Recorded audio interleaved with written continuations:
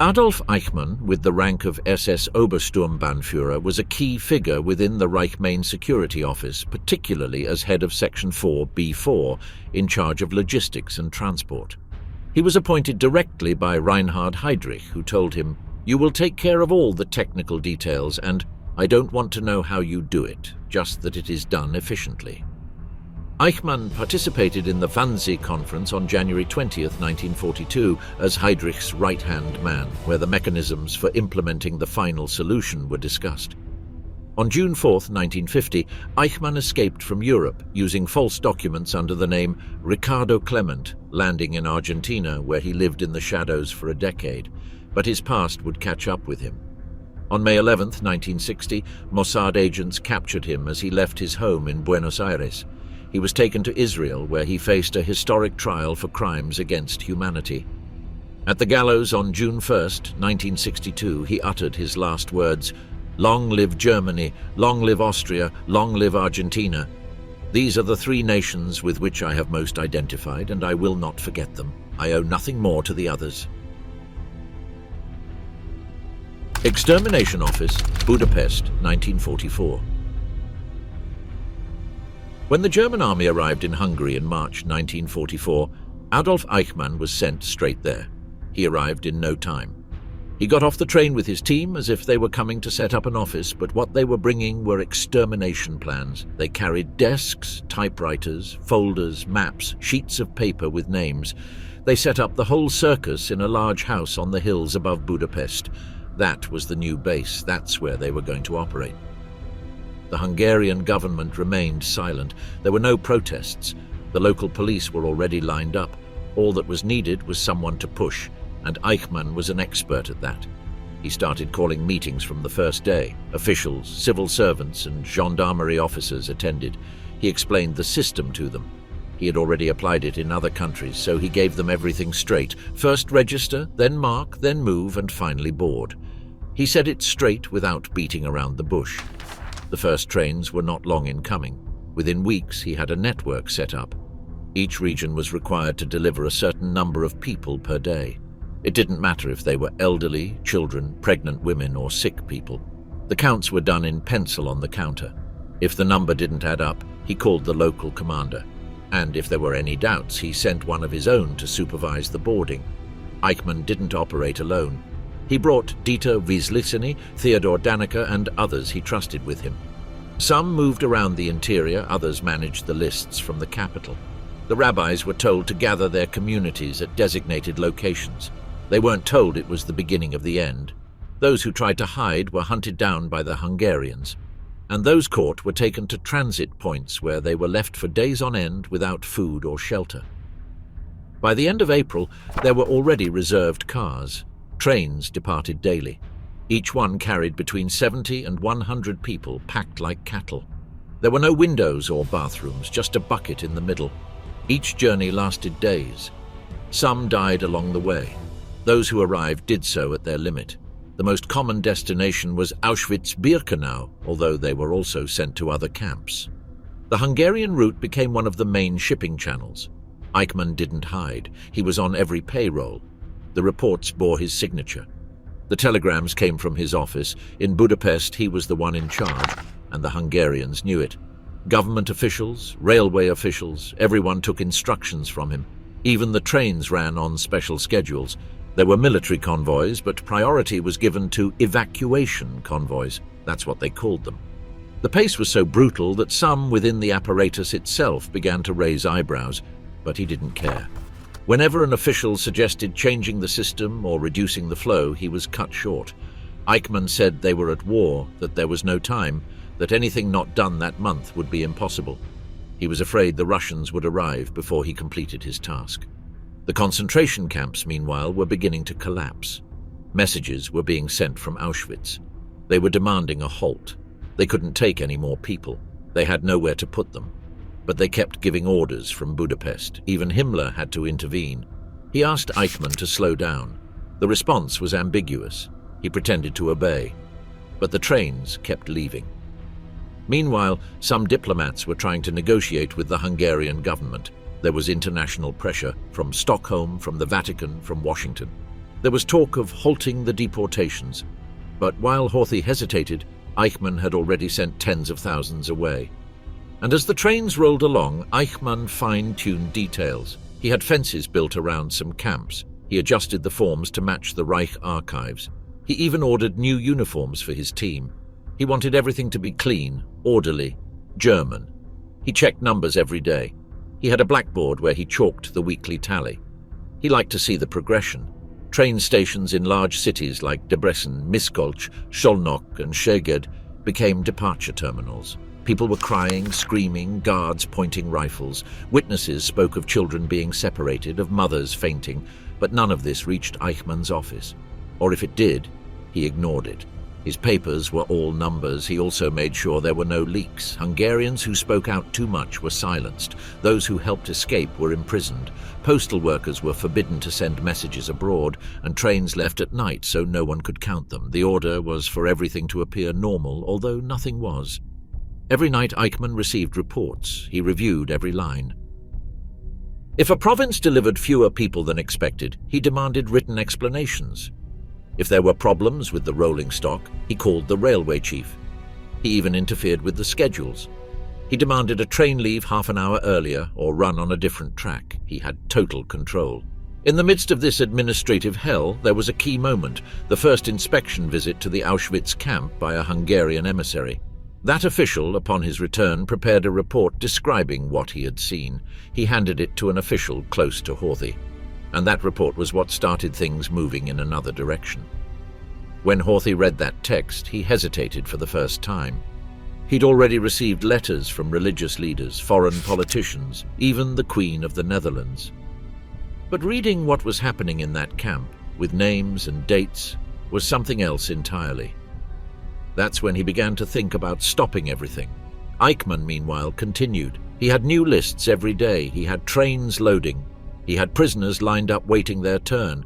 He even ordered a special convoy to move those who remained on the margins, those without documents, those who had escaped earlier, those who were sick. He didn't want to leave any loose ends. And he wasn't going to slow down. Even if the Hungarian government asked him to, even if the diplomats demanded it, he continued. Because that was his job, because he had sworn to do it, because he knew time was running out, and because for him, every day without a shipment was a lost opportunity. That's how April 1944 closed, with more than 200,000 deportees, with trains at their limit, with the camps saturated, with the stations operating in a chain, and with Eichmann in his office, reviewing papers, crossing out names, signing telegrams, adjusting figures. What came next was even worse. Marches of no return. When the railway lines began to fail due to bombs, Eichmann was left with no way to continue sending people as he had been doing. The convoys were no longer passing through several areas, the cars weren't arriving on time, and the stations were in pieces. But instead of slowing down, he adapted. He changed the method. He invented another system. What he did was gather thousands in temporary camps west of Budapest, and from there he began to march entire columns on foot. He moved everything toward Austria. He calculated distances, routes, times. These weren't short walks. They were journeys of hundreds of kilometers, and those in those lines had no food, no coats, no good shoes. They left in groups of 200 or 300. Some traveled in trucks up to a certain point, but then they continued at a steady pace without pausing. Under the ice, through puddles, with the wind in their faces. Endless lines could be seen advancing along rural roads. By then, he wasn't surrounded by the same team. Some had been reassigned, others had fallen. But he remained in charge. He'd moved offices and was operating from squatted buildings using portable radios and a couple of new assistants. He gave orders in a tone that no one questioned. Not even the Hungarian soldiers who assisted him. They were responsible for pushing those who couldn't walk far enough. And when someone fell, they weren't picked up. At the same time, they began using abandoned buildings as storage facilities. They used barracks, hangars, and decommissioned stations. There, they piled up those who were due to leave the next day. They slept on the floor without blankets. They ate whatever someone threw at them through the door. If anyone tried to leave, they were beaten back in. Many got sick right there, but they were still sent back to the highway. Some German officers who had come from Austria told him that this was getting out of hand. that it couldn't be sustained, that the image of these marches was creating problems. But Eichmann didn't listen. He only demanded more men, more weapons, more secure roads. He put the railroad workers on hold. He no longer needed their services. The reports kept pouring out from his desk. They were no longer neat spreadsheets with neat ink. Now they were dirty papers, hastily written with handwritten data. They stated how many left each day, how many arrived, how many were lost. And even though the numbers never added up, he accepted them. He passed them on to Berlin as if it were nothing. There, they didn't ask him for so many explanations anymore. They let him do it. In September, he received a new message from above, from higher up than everyone else. Himmler sent word that priorities had changed, that it was now time to protect Jews, that they should be left alive, that they were needed as hostages, as currency. Eichmann didn't understand, but he complied. He continued to extract people. Only now they had changed the label. They were no longer transfers, now they were preventive evacuations. In practice, nothing changed. He continued to form columns, he continued to extract people by the thousands, he continued to organize the routes. The only new thing was that some reports now had the word security in the title. But the steps, the boots, the wounds, the dead in the snow remained the same. While this was happening, he settled into a mansion far from the center. There he slept, worked, and received the Hungarian commanders who still answered to him. Sometimes he wore civilian clothes to throw them off the scent, but at every meeting he made it clear that he still had a direct line to Berlin. He displayed telegrams, used code names, and made it seem as though his authority remained intact. In October, the Allies crossed the border. Budapest descended into chaos. The streets were filled with tanks, barricades, and people running. The Hungarian government collapsed. The arrow crosses took power, and Eichmann accelerated again. He took advantage of the disorder. He resumed train shipments. He used sections that were free for hours. He had people loaded within 10 minutes, and the train left without warning. By then, he was working with a small group. Many had disappeared. Others had been arrested, but no one touched him. He moved around with signed papers. He used cars with Reich license plates. He crossed checkpoints without showing credentials. He entered stations, shouted orders, and used megaphones. In the final days of the year, he once again saw one of the highest-ranking SS leaders in person. They met in southern Germany. They spoke in an empty room.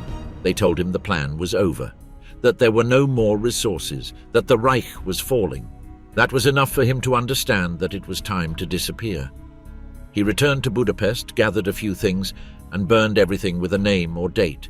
He changed cars, threw away the papers, broke the radio. He said goodbye to the few who remained, and he left. The last thing anyone heard from him that year was an unsigned report stating that the operation was over. That paper was left in a Vienna archive. Meanwhile, thousands continued walking toward nowhere. San Fernando's new neighbor. As soon as he got off the boat, he crossed the port between employees shouting in Italian, travelers dragging trunks, and street vendors selling everything. He was carrying a sac-A worn-out suitcase, a carry-on bag, and a passport issued by the Red Cross stating his name was Ricardo Klement. His date of birth was falsified, as was his nationality. When he went through immigration control in Buenos Aires, no one stopped him. He said he was coming to work, showed his papers, and they stamped his entry. That's how he set foot in Argentina. From the port, he walked to the terminal and took a train. He got off at Olivos and looked for a boarding house where he could rent a room. He asked for a bed, a closet, and a key. He paid in advance and wrote the false name in the owner's notebook. That same night, he checked the addresses he'd written down before leaving Europe. He had 3 contacts. 2 were down. The next day, he went looking for the 3rd. He was an old mechanic who spoke German and had a workshop in the San Fernando area. There, they sent him to another acquaintance who needed people to load parts. On the 3rd day, he had a job. They put him to work moving coils, tightening screws, and cutting wires. They gave him overalls and showed him where the tools were. He came in at 7, left at 4, and ate at a wooden table with 3 other employees.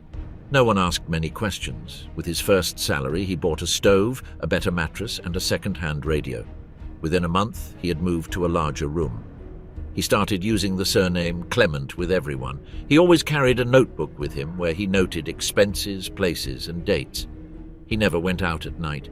He didn't interfere with neighbors. He commuted between work and home. On the train, he sat alone. If someone spoke, he nodded without engaging in conversation. In mid-1951, he spoke with a contact who worked at the embassy of a European country.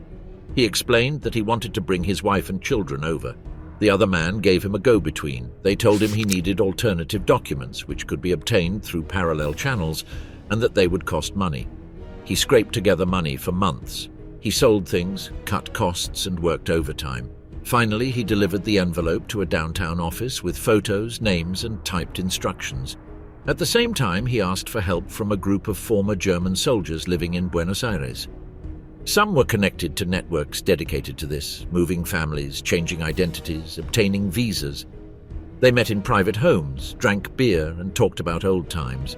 One of them gave him an address in Rome. There, he could apply for a safe conduct pass for displaced persons. They used charity papers, letterheads from religious organizations, and forged signatures. By October 1951, he had news. The tickets were ready, the names appeared on the ship's list. His family would arrive in March of the following year. He began preparing the house.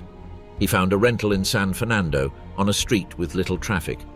It was a simple building with a tin roof, 2 rooms, and a patio with rusty pipes. He bought used furniture, painted the walls, and fixed the locks. He left everything ready. When the ship docked, he went to the port in a borrowed jacket. He waited among the other passengers. He saw his wife and children get off. Each one had a suitcase. No words were spoken. They took a taxi and went straight to their new house.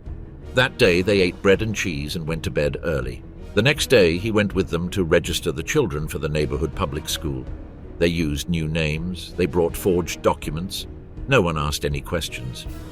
Routine was the only thing that remained constant. They got up early, the children went to school, the wife took care of the house, and he continued working at the factory.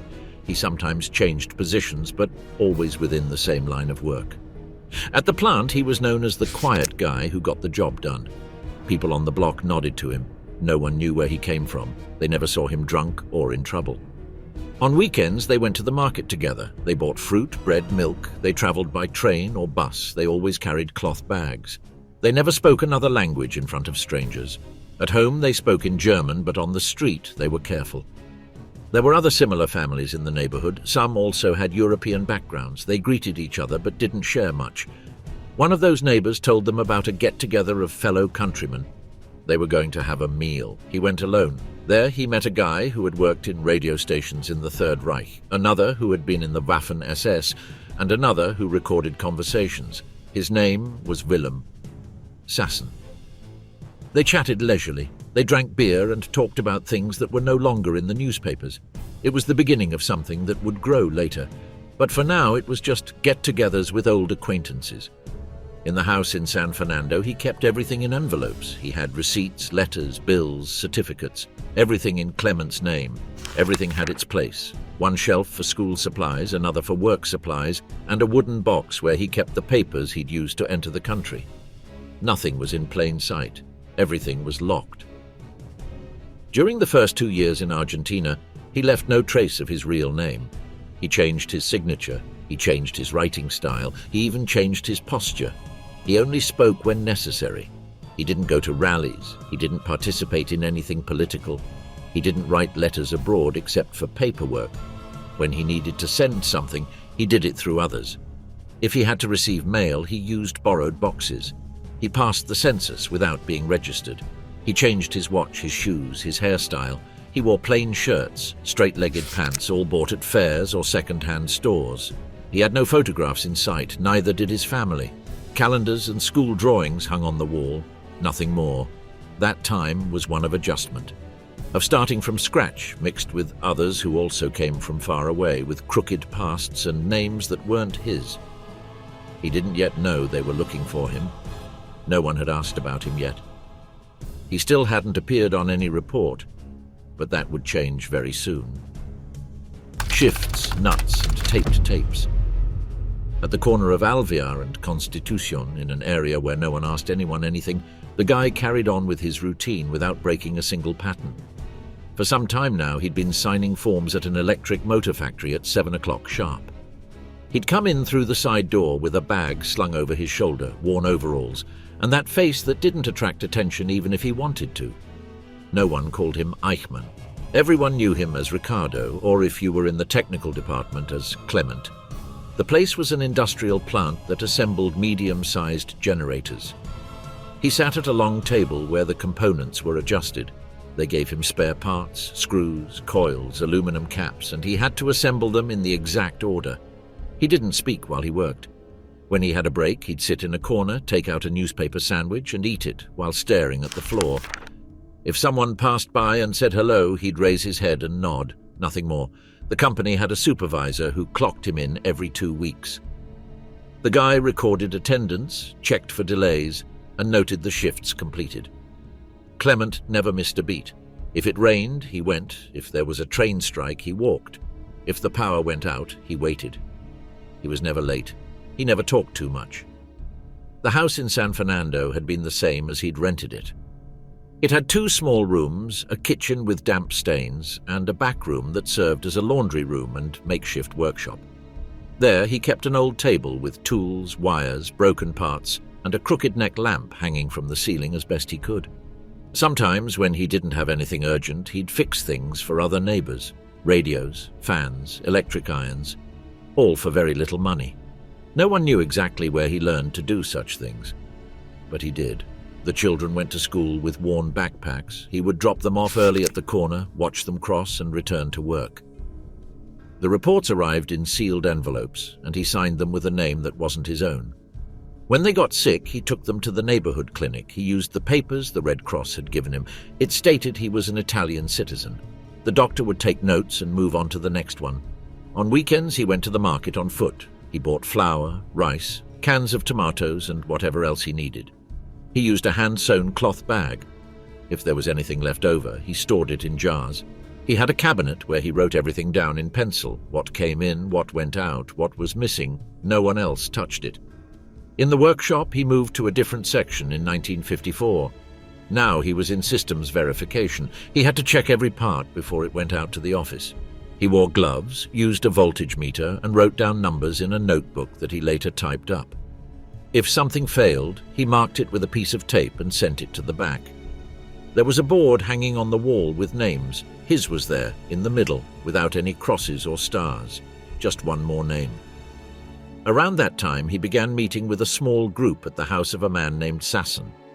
The host had been a journalist in Europe, and now he was doing recorded interviews with Germans living there. The meetings were held in the evening. There was lukewarm beer, cigarette smoke everywhere, and a large tape recorder on a wooden table. In these conversations, some people recounted their time in Europe. Klement also spoke. He did so in short, almost technical phrases. He said things like, "The lists came from the east, freight cars were used," or "the routes were planned a week in advance." He didn't get involved in politics. He didn't talk about ideologies or name leaders. He just spoke about facts. Sasson would press the red button and let the tape run. Then he would type everything. He wrote quickly, his fingers dripping with ink, and categorized the pages by topic. Klement appeared on several. He never mentioned his real last name, but he would throw out things that weren't common: exact schedules, office layouts, station names that didn't appear on public maps. That made him different, but only inside that room. At the factory, no one knew anything about it. To everyone, he was still the guy who didn't speak, who never missed a beat, who delivered on time. The production manager signed his reports without reading them. His colleagues passed him parts without looking at him. Some greeted him from a distance in the locker room. Others didn't even acknowledge him. Sometimes he'd stop by the hardware store after work. He'd buy screws, oil, sandpaper. In his notebook, he'd write down the date, amount, and usage. He kept receipts in dated envelopes. He was methodical, even for small items. In 1955, there was a change in the neighborhood. New neighbors arrived. Some houses were rented to young families. The children played in the street, and so did Klement's children. He watched them from the window. If one got hurt, he'd come out with a Band-Aid and take them inside. But he didn't talk to other parents. He didn't go to the games. He didn't drink mate with anyone. In October of that year, Argentina was in a political mess. There were marches, roadblocks, and checkpoints. Some foreigners were searched. He wasn't. His papers were stamped. He had obtained them years before and no one questioned them. He kept working, he kept going to the market, he kept fixing radios. At the end of 1956, one of Sassen's group acquaintances said he was gathering materials for a book. He wanted to use the audio recordings as a basis. Sassen told him he had everything stored away. Nothing more was said about the matter, but from then on, Klement attended the meetings less frequently. He didn't cut off contact, but he became less visible. The house in San Fernando was the same.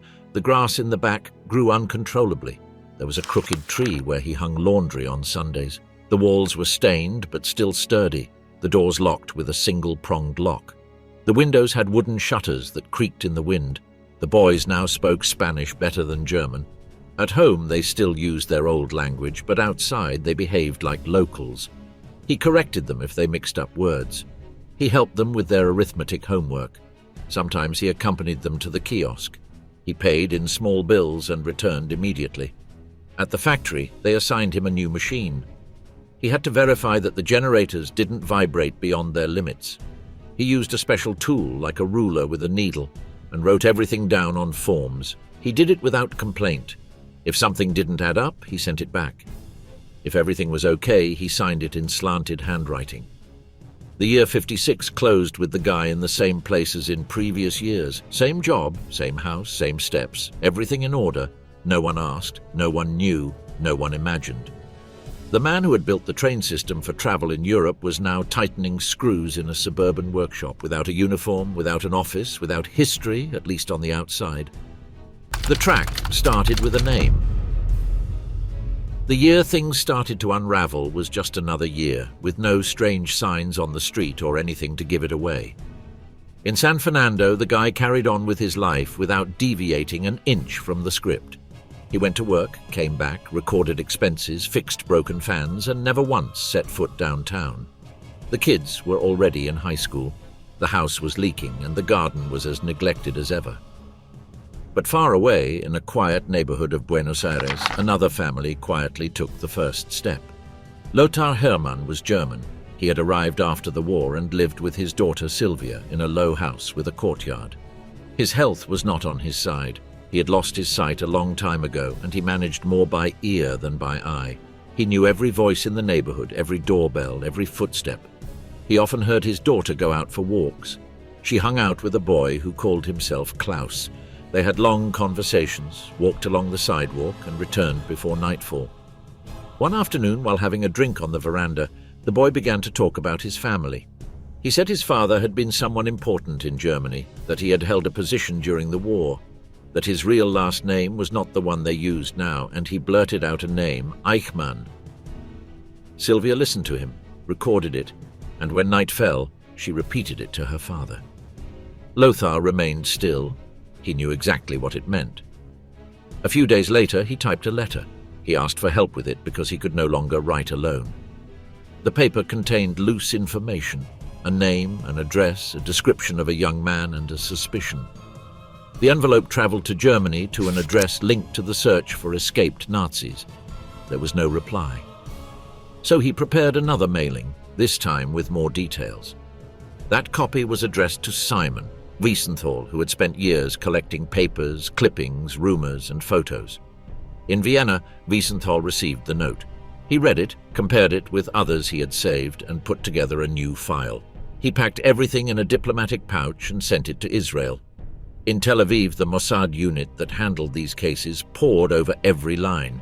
They reviewed the information, noted the dates, located the neighborhood, the false name, the connection to the young man, and the connection to San Fernando. On the Hermann family side, Sylvia met with Klaus again. They talked as usual, walked as usual, and suddenly the young man invited her to his house. She went. She knocked on the door. A man who didn't talk much opened it. He had slicked-back hair, thin eyebrows, and a hard voice. He said his name was Ricardo. He didn't give any more details. She looked at him, paid attention to his gestures, the size of his hands, the way he held himself, and then left. When he returned, he wrote down what he had seen. He dictated it to his father. The text was sent back. It described the face, mannerisms, height, movements. In Israel, the report was cross-referenced with war archive photos. They compared ears, facial markings, and skull proportions. 3 different technicians reached the same conclusion. The resemblance was more than just height. With that result, the case grew. It was no longer just a lead. They began searching for papers that matched that identity. They found an entry to Argentina under the name Ricardo Klement, dated 1950. The ship was the Giovanna C, flying the Italian flag, which had departed from Genoa. The immigration form listed the individual as an electrical technician. That now matched the information they had. The San Fernando address was confirmed. It was verified that a man with a foreign accent lived on that block, a low-profile man who had a fixed routine and had worked in a factory for years.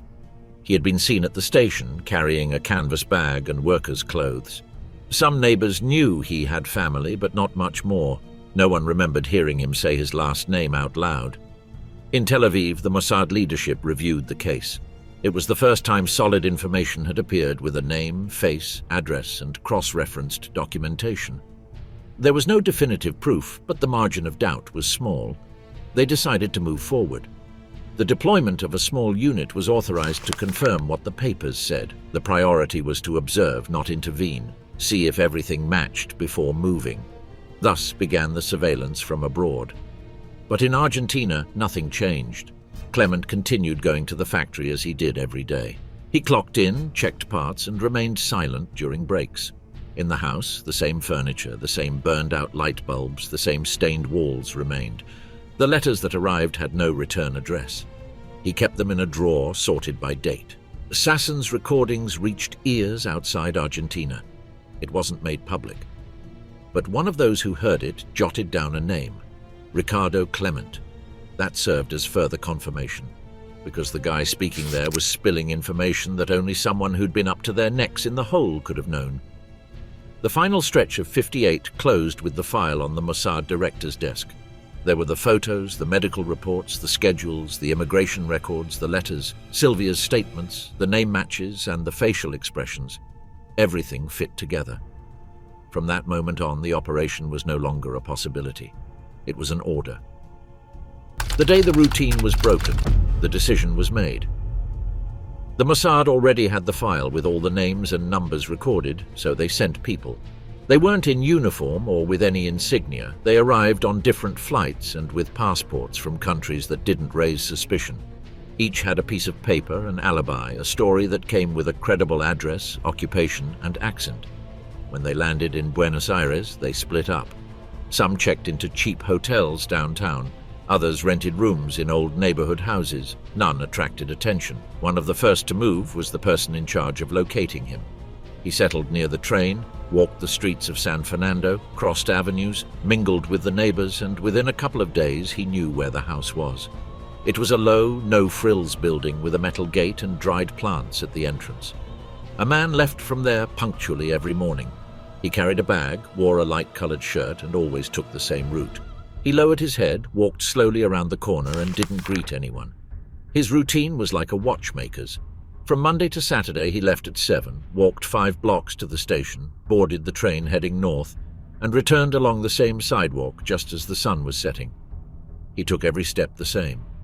The team followed him without missing a beat. In a notebook they recorded the times, the turns, the objects he carried, the gestures he made as he walked. The photos began to pile up. They took images from the car, from street corners, from newspaper stands. Every detail mattered. During one of their many surveillance sessions, they focused on him leaving a hardware store. The angle allowed them to capture his profile well. When they developed the image, the shape of his ears matched an old photo they had archived from when he worked in Berlin. So did his jaw, his slumped shoulders, the curve of his neck. They compared it with material from the 1930s, and although 2 decades had passed, the similarities were so clear that they didn't need more evidence to move forward. Meanwhile, they continued to request updates from Israel. The group there received envelopes with detailed reports, routes, maps with annotations, cross-references, possible exit routes, and even extraction points. In one of those reports, they included the license plates of cars that passed through the block at night in case anyone else was protecting him. Nothing unusual turned up. The group that was going to get him out of the country was already on its way. They had a plan planned down to the last second. There was a rented house a few blocks away, completely empty, with furniture brought by the team, and no immediate neighbors. He would be taken there as soon as they picked him up. The transfer would be made in a dark-colored car without any logos, with legal but fake license plates. The driver was a man who had already carried out similar missions in Eastern Europe.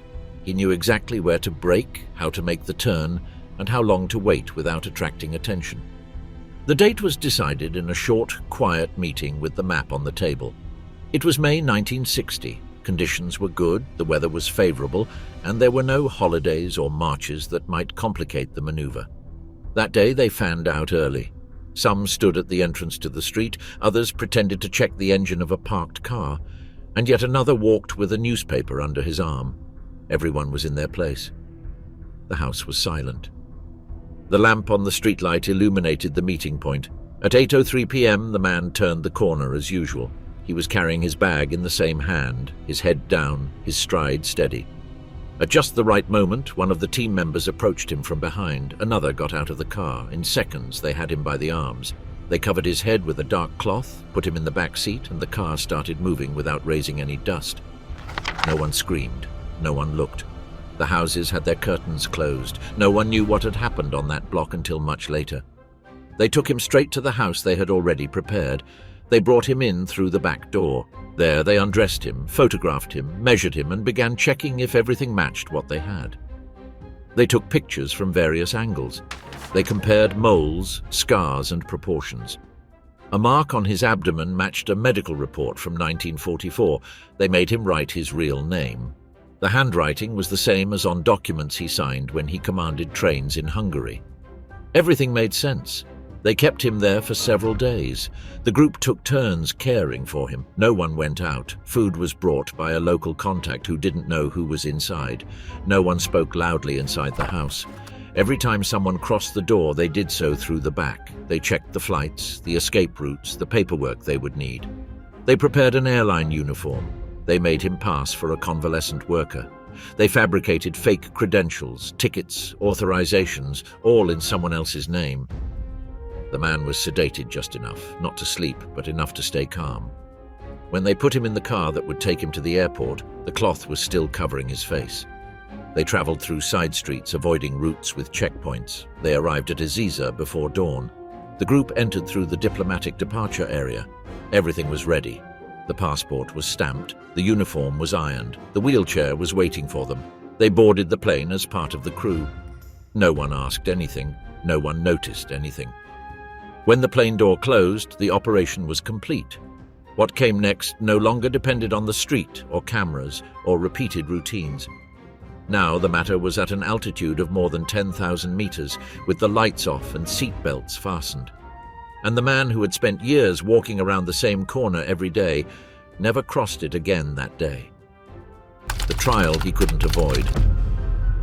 They wheeled him out, wearing an airline uniform and carrying papers as an employee undergoing treatment. They put him in the car with the help of 2 officers and whisked him away before anyone could open their mouths. Everything was timed. The driver had planned the shortest route. They drove through secondary roads, crossed checkpoints without stopping, and arrived at the security facility where they were waiting for him. The entrance was on the side, no signs, no posters, just an iron gate that opened when the vehicle braked. They took him out, took him straight to a room with bright lights and a metal table. There they changed him. They removed his disguise, put him in prison clothes and took his fingerprints. They compared them with files kept since the 1940s. The matches left no doubt. The file confirmed everything. The scars, the signature, the recorded tone of voice. He had it all on him. They took photos of him from every angle, his ears, his profile, the back of his neck. They measured his height, weight, and blood pressure. Each piece of information was recorded on a form with the date and time. Then they moved him to a single cell. The lock was double-locked. There was a peephole with a camera in the door. Outside, 2 guards rotated every 6 hours. The cell light never went out. A bed, a steel toilet, a food tray twice a day, nothing else. Meanwhile, in Jerusalem, the Prime Minister had already been briefed. On his desk was the complete report detailing the operation. Photos of the kidnapping, boarding documents, a flight schedule, medical records, and the officers' testimonies. That same night, he decided to make the announcement. He called the media. He told them the man was in custody and would be tried for his war crimes. The next day, newspapers around the world opened with the news. His full name appeared in the news wires. On some front pages, the face retouched from recently taken photos. European radio stations reported the case hourly. In Buenos Aires, the news hit like a bombshell, but it was too late. The man was locked away, far from any consulate, impossible to reach. Trial preparations began immediately. The Ministry of Justice appointed the legal team: judges, prosecutors, translators, security personnel. A downtown building was chosen to set up the courtroom. An entire floor was emptied. The windows were reinforced. A translation booth was installed. In the middle, a bulletproof glass structure with a chair, microphone, and headset. This is where the defendant would sit throughout the proceedings. While this was happening, he remained in his cell. He was woken up at 6 o'clock. He was taken to an examination room. He was given breakfast. He was interrogated in batches, one day by a lawyer, the next day by a prison officer, always with a tape recorder on, always with a blank sheet of paper in front of him to write down whatever was requested. The sheets were numbered, signed by those present, and filed in sealed envelopes. The first few weeks were just paperwork. Then the visits began. The public defender came in with a folder full of notes. He sat across from him, reviewed the charges, read him excerpts from Israeli law, and showed him the hearing dates. The defendant listened. Sometimes he responded, always in the same tone. He never raised his voice.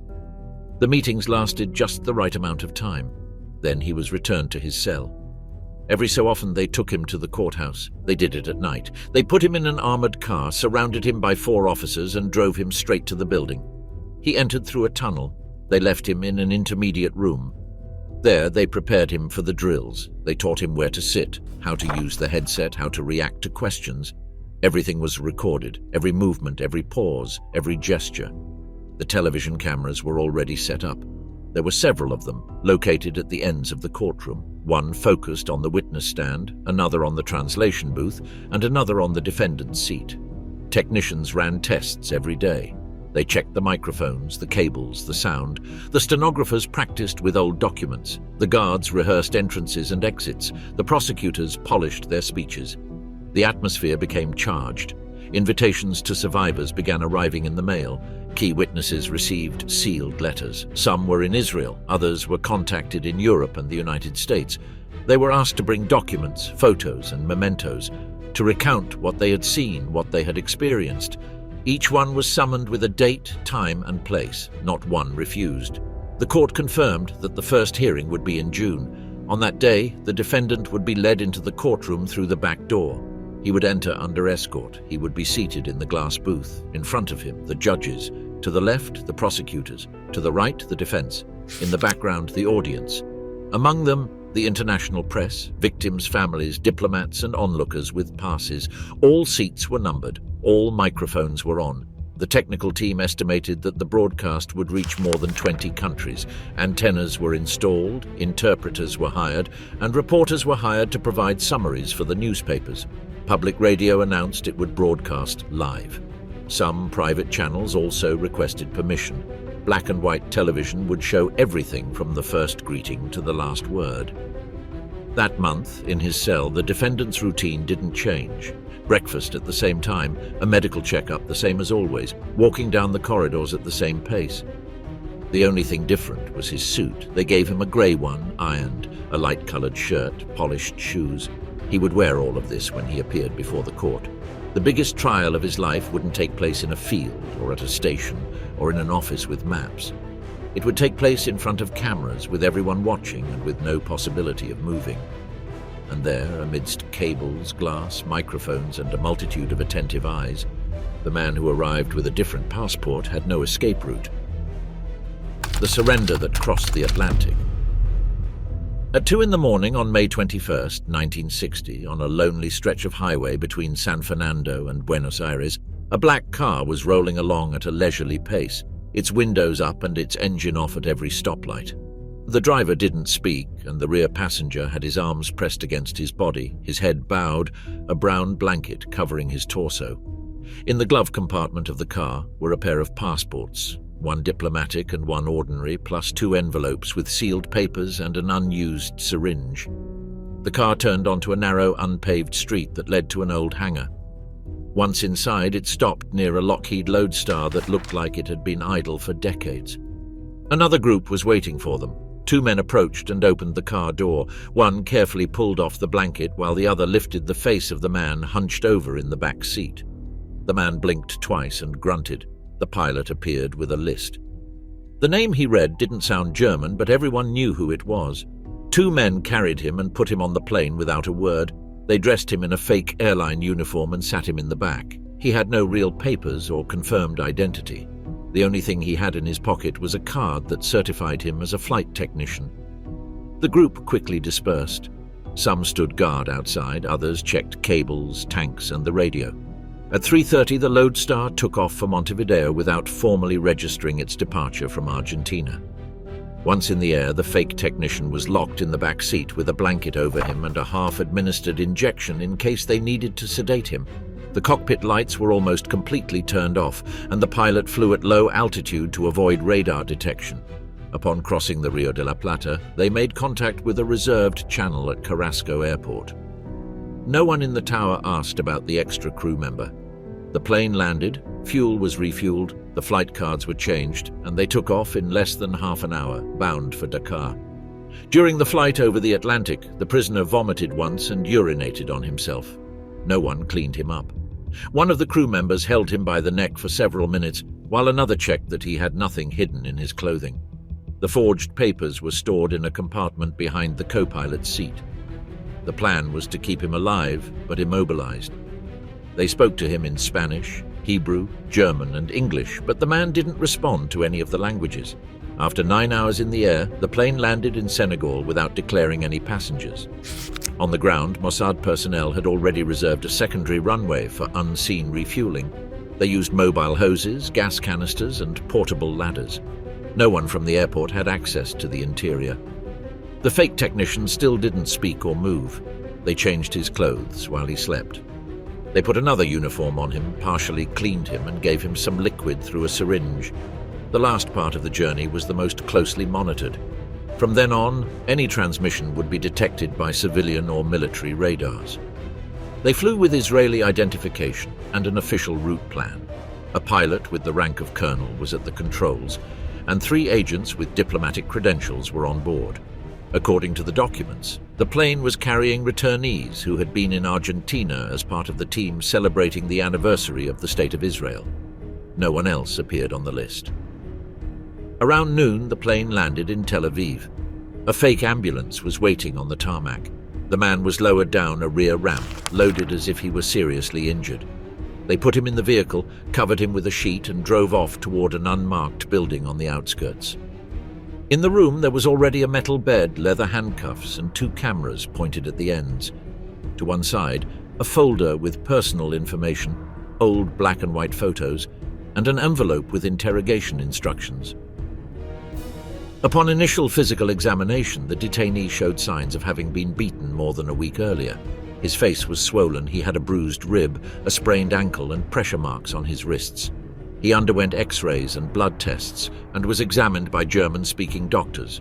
Each procedure was filmed, his face was shaved, his clothes were changed, and he was placed in a cell without windows or natural light. A few days later, the official order arrived. They were to present the detainee as if he had been captured under the legal framework for extradition. To this end, they fabricated a series of documents simulating an ongoing judicial process with false signatures, dates, and rulings. A diplomatic letter was sent to Argentina informing them that a citizen named Ricardo Klement had been located in Israel and that his situation was being reviewed by immigration authorities. At the same time, the Argentine ambassador in Tel Aviv was summoned but was not allowed access to the detainee. Meanwhile, the Israeli government was preparing the public stage.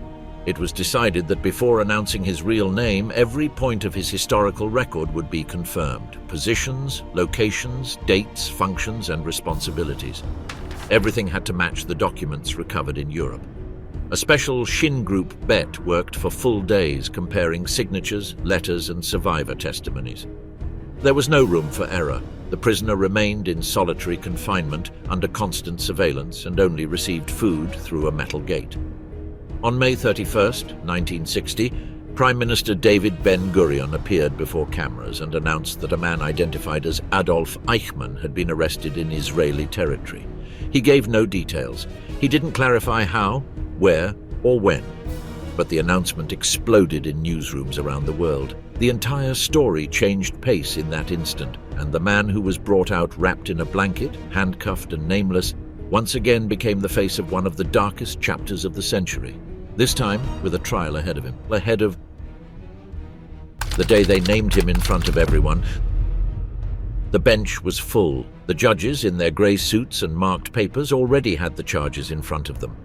To the side, the prosecutor held a heavy folder, and in the glass booth, the man who had been hiding for years under another name waited for the signal to sit. It was the first day of the trial. The cameras were already rolling. The microphone was open. Everyone was silent.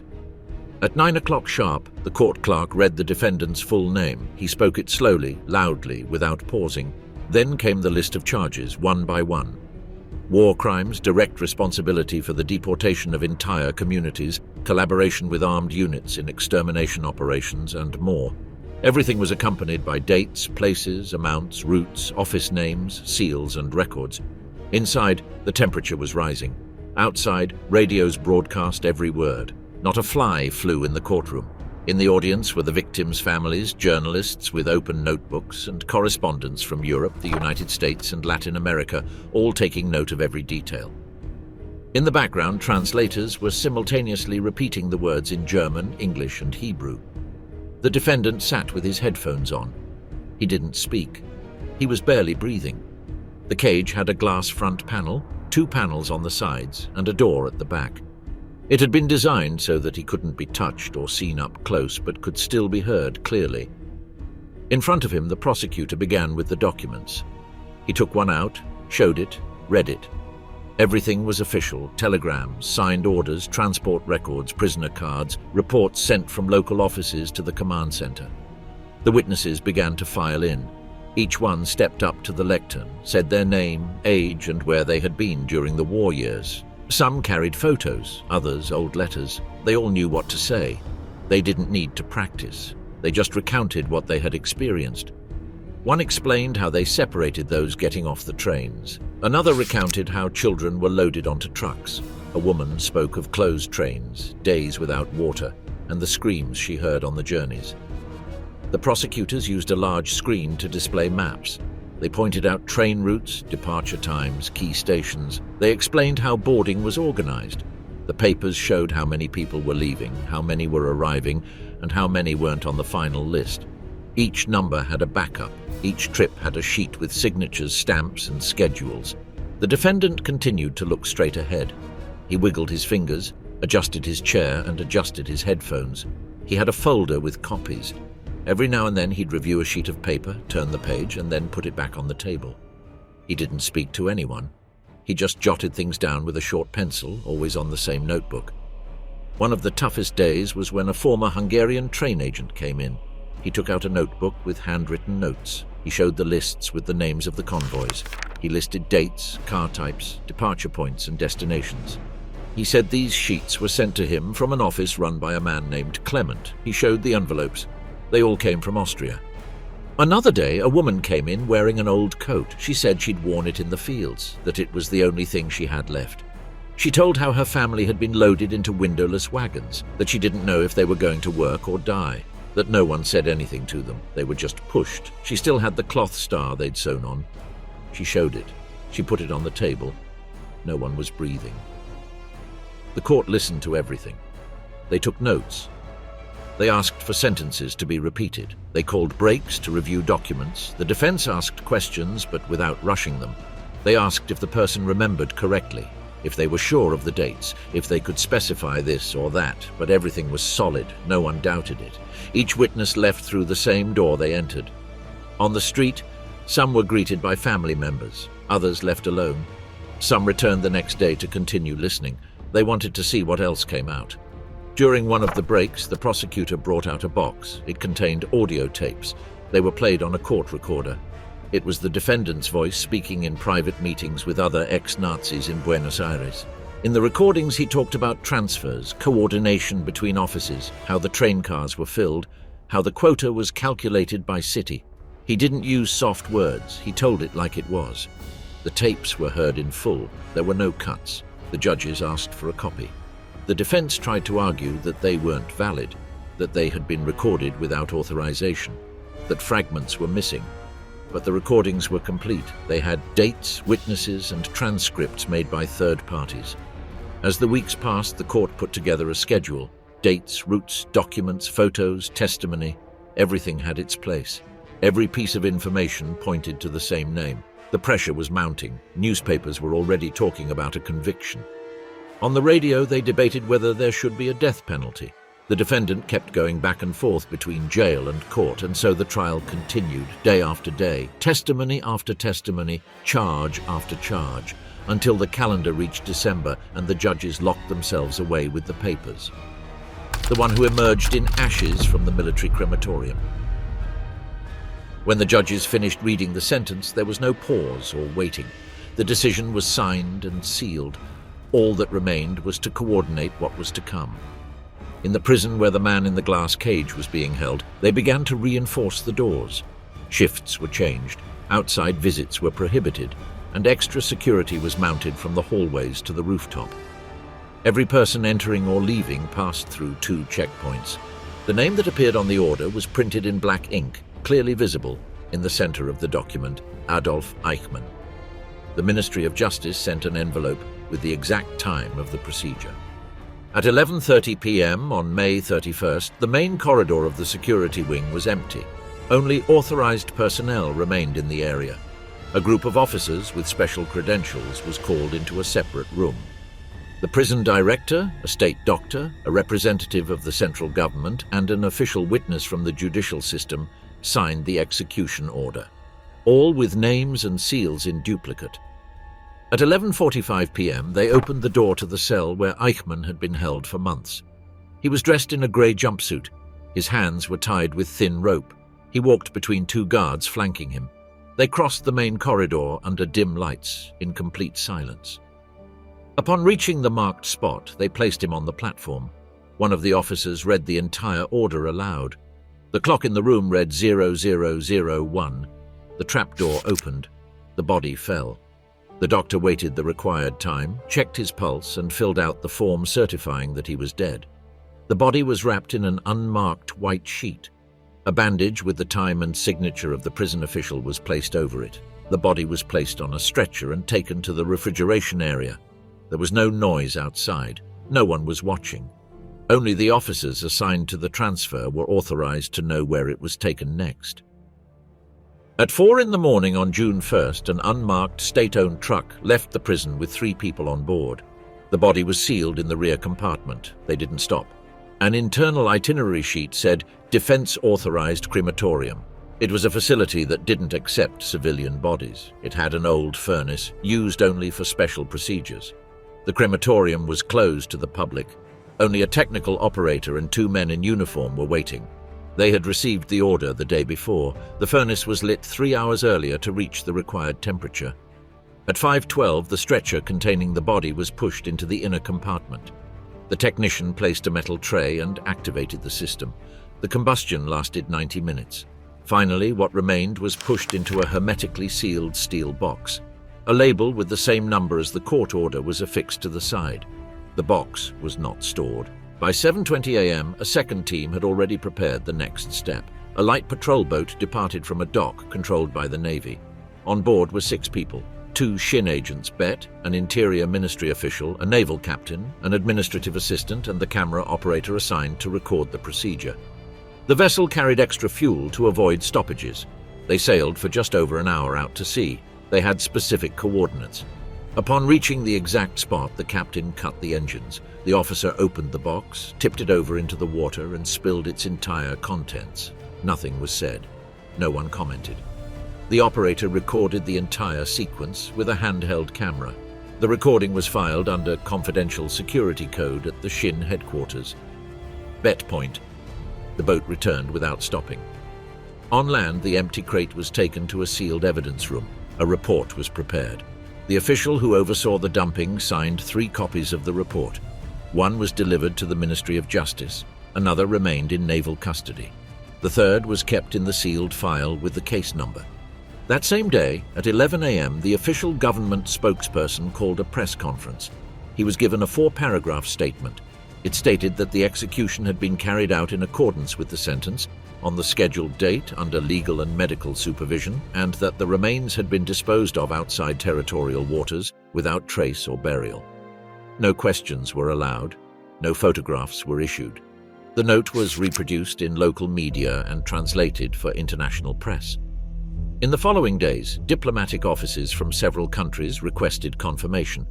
The Israeli government responded with a scanned copy of the execution record, an official photo of the file, and the statement read to the press. No further information was shared, no coordinates, no audio-visual recordings. The material remained classified. The case was considered closed. A folder containing cell records, transfer forms, medical reports, and internal orders remained in the prison archives. Everything had the date, time, names of signatories, and descriptions of movements. The cell where Eichmann was held was emptied, disinfected, and locked. It was never used again. And so the man who had managed the transportation of millions of people, who hid for 15 years, who used false names, new passports, invented identities, and who landed on a random street in Buenos Aires without making a sound, ended up reduced to ashes floating in the middle of the sea.